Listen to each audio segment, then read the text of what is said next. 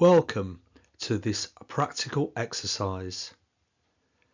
The purpose of this is to give you a chance to put your new skills into practice.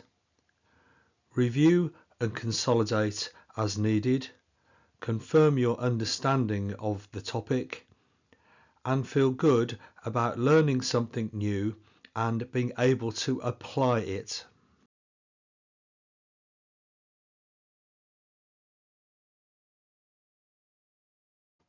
Once you have completed a first draft of a context diagram, you are likely to review it with some of the business stakeholders. Imagine that this diagram has been reviewed with some of the department lecturers, administration staff, and students, and they have raised a couple of issues: student assessments and course content providers. These both need to be shown on the context diagram, and so some further analysis is required. Further fact-finding with students and tutors reveals that a student completes an assignment and then submits it to their tutor within the department.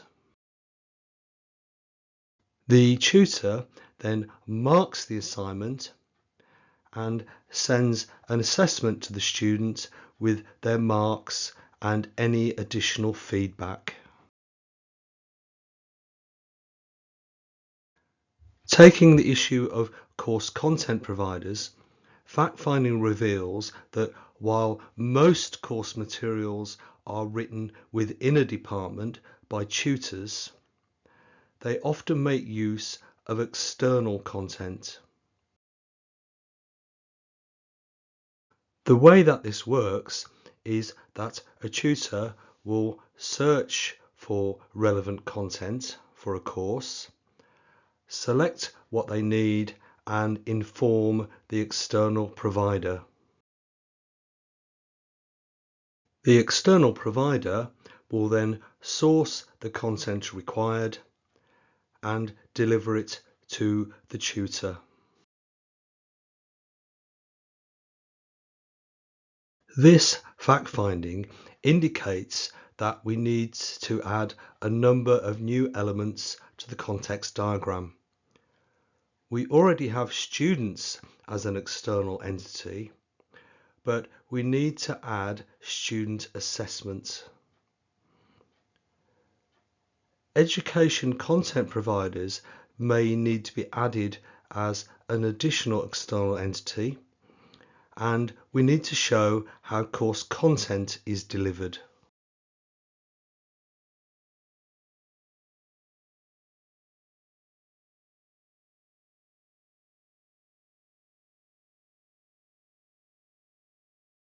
So your task, should you choose to accept it, is to add these two new elements to version 1 of the context diagram.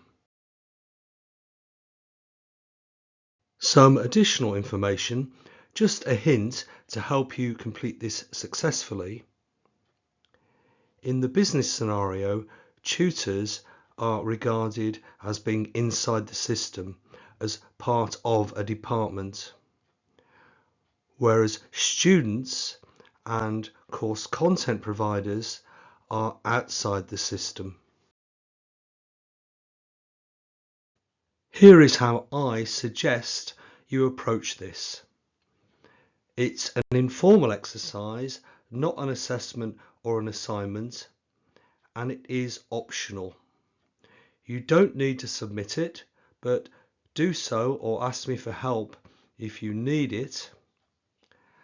And if you choose to do the exercise, you can download a copy of the current context diagram shown here and more details of the scenario from the resources section.